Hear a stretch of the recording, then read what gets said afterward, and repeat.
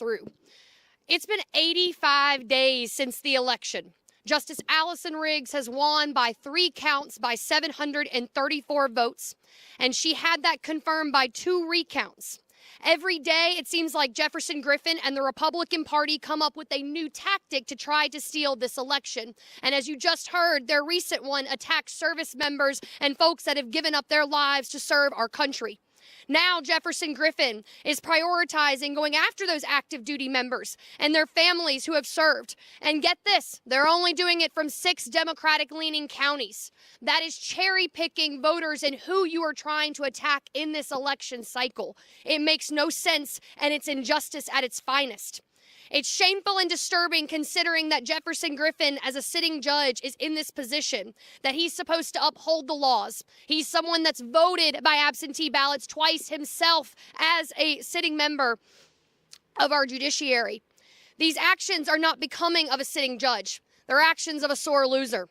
We're hopeful that the federal courts today will provide a swift resolution to this. And we know that the fastest resolution would be for Jefferson Griffin and Republicans to concede. North Carolina knows that Donald Trump won this state, and as the Democratic Party chair, I can admit that. I do not know why Republicans refuse to admit that the will of the people spoke in November and that they declared Justice Allison Riggs the winner of this Supreme Court seat.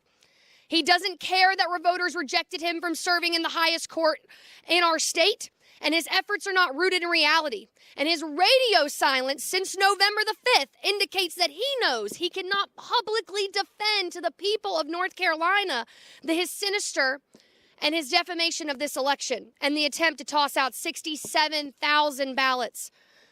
These 67,000 North Carolinians that followed the rules, they did nothing wrong. And Judge Jefferson Griffin ran to sit on the Supreme Court in our state, and now he's targeting black voters, young voters, women, and Democrats across North Carolina.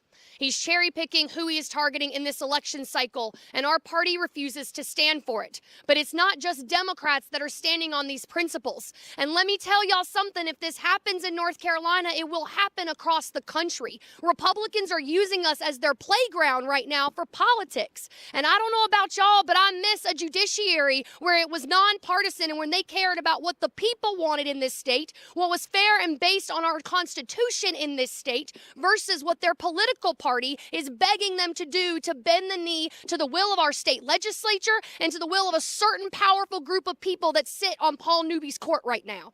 So we have the ability to stand up and let people hear the folks in North Carolina say, we do not stand for it and we will not continue to stand for it. And so that is why today we're proud to go up to the 4th Circuit to hear and to make sure that we're bearing witness to the political process that's at play. But also folks need to be standing up in every community across North Carolina right now and letting your voices be heard. And it's why I'm proud today to be joined by one of our phenomenal folks that have been challenged on this list, Katie Eddings, folks, a teacher, and she's from Lee County, one of our Lumbee tribal members, and someone that has been a phenomenal advocate for voters across this state. Katie, come on up here. Thank you, Anderson.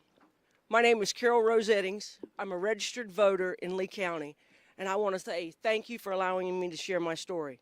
I'm a retired North Carolina public school teacher, a veteran of the United States Air Force, and a member of the Lumbee tribe, and one of the 65,000 voters whose vote Mr. Griffin wants to disenfranchise. My mother made sure my brothers and I knew how important it was to vote, and I voted for the first time in the 1980 presidential election. Mama reminded us there were a time in North Carolina when Native Americans did not have the right to vote. And as her only daughter, we often talked about how women had fought for my right to vote.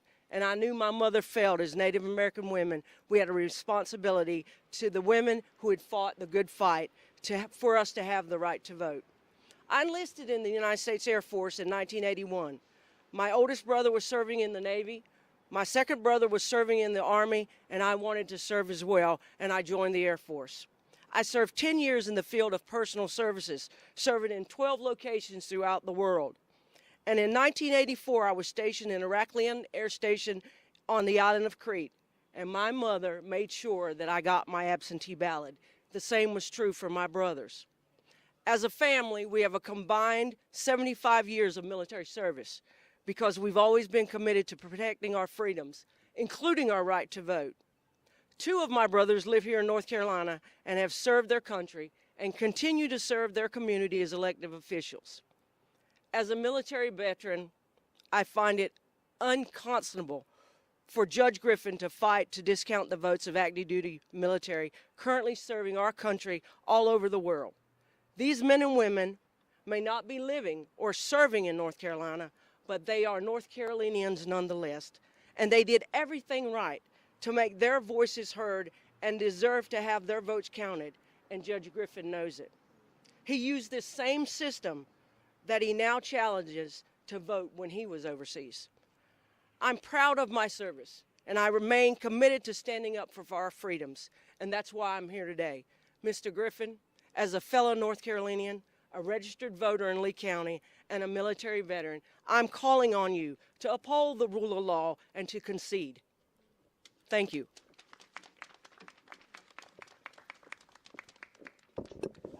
Any questions from the press? Go forth. And all the voters who are on the list that we've talked to, they've had very ordinary stories of how they registered, when they registered, and the previous votes that have been counted. Anyone who's on the list, can you tell me a little bit about, A, what you were told about why you were on the list, and B, how did you register, when did you register, how long have you been voting in the U.S.? Anybody else up here too? Well, I voted for the first time in 1980.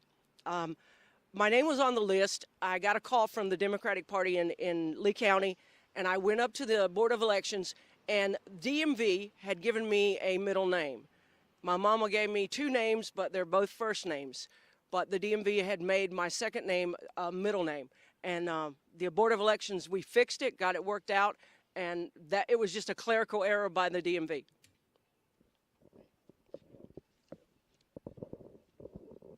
Good morning. I'm Jacqueline Marks. I'm the mother of one of the people on the list of 60,000, now I'm hearing 67,000, whose vote is in danger of being invalidated. My daughter is a Chinese American. She was born on the province of Sanya, and I was right there when her citizenship was validated at Newark Airport before we took her home, and I have papers to prove it. I didn't bring them with me today, but I am the proud mother of two naturalized immigrants. I am also the proud daughter of two naturalized immigrants, both Holocaust survivors, one of whom served in the U.S. Army as a Richie boy in World War II. And I will be dipped in North Carolina barbecue sauce before I see that my parents fled the Nazis and saved their lives and those of their families in order for their grandchildren's votes properly registered, properly balloted to... Any note you can sing, I can sing higher.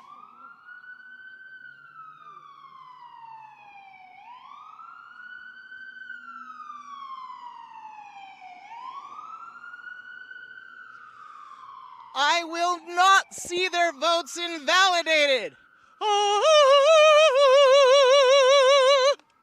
Thank you. Thank you. Lively and spirited, everybody. Can't say that's not a press conference with the Democratic Party. Anybody else got a question for us? Yes.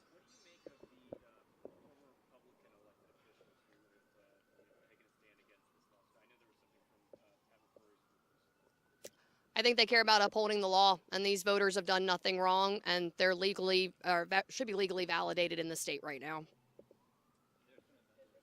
Oh.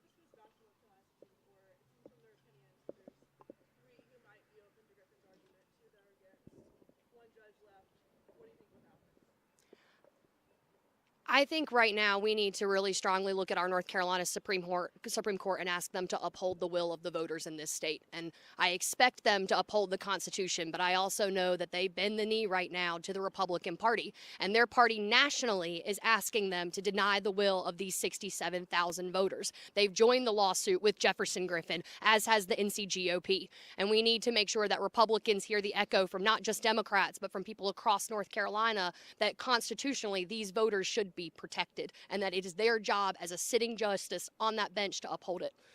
Congresswoman Ross, do you have anything to add to that? As someone that has been? Yeah. So we have a Supreme Court that has disrespected the will of the voters and democracy over and over and over again. We saw that with the partisan gerrymandering reversal of their decision. The key to this, and that's why these folks are going to the Fourth Circuit. You know, it's been ever since the civil rights movement that we've had to go to federal courts to have our rights enforced because the federal courts aren't practicing some home cooking.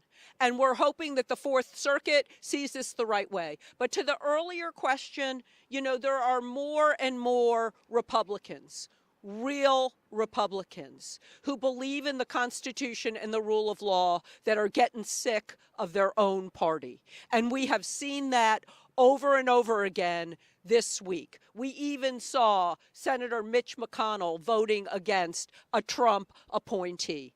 And you know, the Democratic Party, we are working our tails off, and we did a great job this last election, particularly in North Carolina with the headwinds.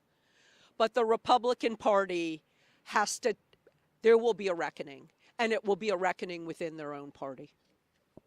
Any other questions?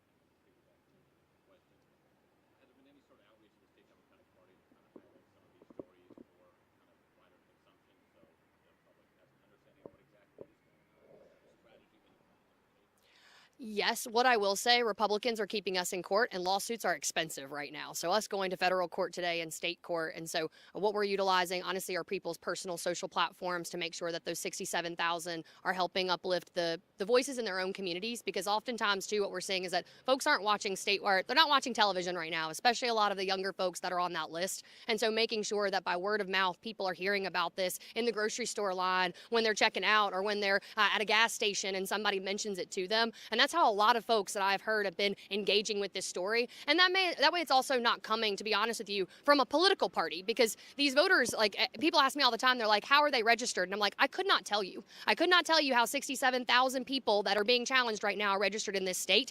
I know that there is data out there that identifies it. I appreciate the people that have done so, but that did not come from the Democratic Party for a reason. And I think it's because that we care about every single voter's voice in this election being respected, being counted, and being taken seriously by the state.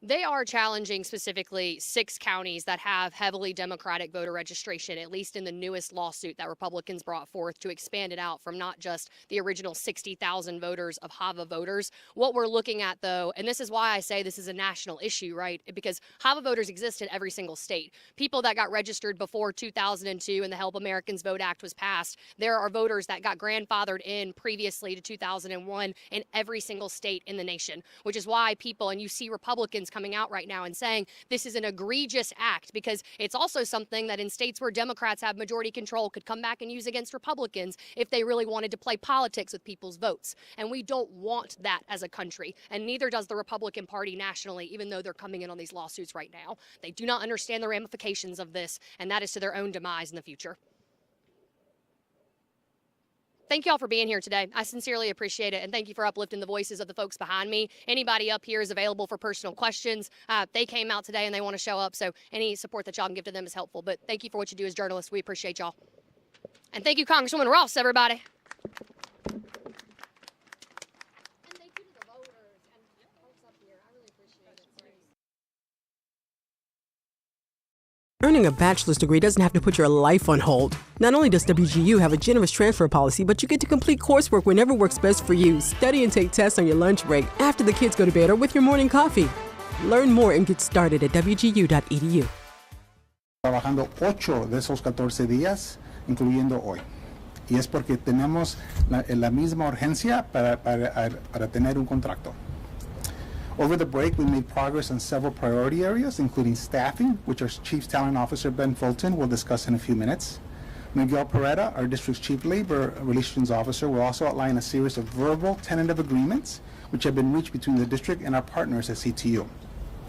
We need these agreements in writing and signed by both parties so we can take them off the table and focus on these outstanding areas. These include everything from employee healthcare contributions, investments in special education, joint committees that will work on green schools, housing, and career and technical education. And we'll also hear from our Chief Education Officer, Bogdana Chukumbaba, regarding some key proposals related to our daily student experience. Hasta ahorita estamos de acuerdo en muchos temas, incluyendo temas de cómo vamos a ayudar a nuestros niños que no tienen dónde vivir, cómo vamos a juntar juntos para mejorar nuestros programas técnicos y también cuando estamos mirando nuestros edificios, cómo los podemos hacer más, que estén más friendly para el environment. Y mi equipo en unos minutos va a dar más detalles. Overall, the discussions between the two bargaining teams has been detailed and collaborative. From the start, CPS has been guided by our strategic plan and our values. Our CPS team has carefully considered each of the 700 proposals presented to us by CTU. We have worked to provide thoughtful and affordable responses, doing the most we can for our educators while we're in a challenging budget environment, and remaining true to our mission aligned with our strategic plan. A prime example that I want to cover is raises. So we offered from the very beginning 4% cost of living adjustments to our CTU members, and that's despite our fiscal challenges. By the way, the last time that we have done that was in the 2000s. And by the way, I know that because I was here. I actually helped negotiate that first contract in the 2000s. And at that time, our average teacher salary was $60,000. Today, it is $96,000. And by the way, I'm very proud of that. Ya hemos ofrecido a nuestros maestros levantar sus salarios para más de 4%. Y la última vez que hicimos esto era en los 2000, donde yo estaba aquí en el distrito y yo ayudé para finalizar ese contrato. Pero en ese tiempo, nuestros maestros, on average, ganaban $60,000. Ahora ganan, on average, $96,000 por año. Y de verdad me da mucho orgullo eso. The reason for this bold initial offer is simple. We respect our teachers and the work that they do. CPS teachers are among the country's most dedicated, most innovative educators, and their compensation should reflect that. Our offer of 4% cost of living adjustments keeps Chicago educators exactly where they should be.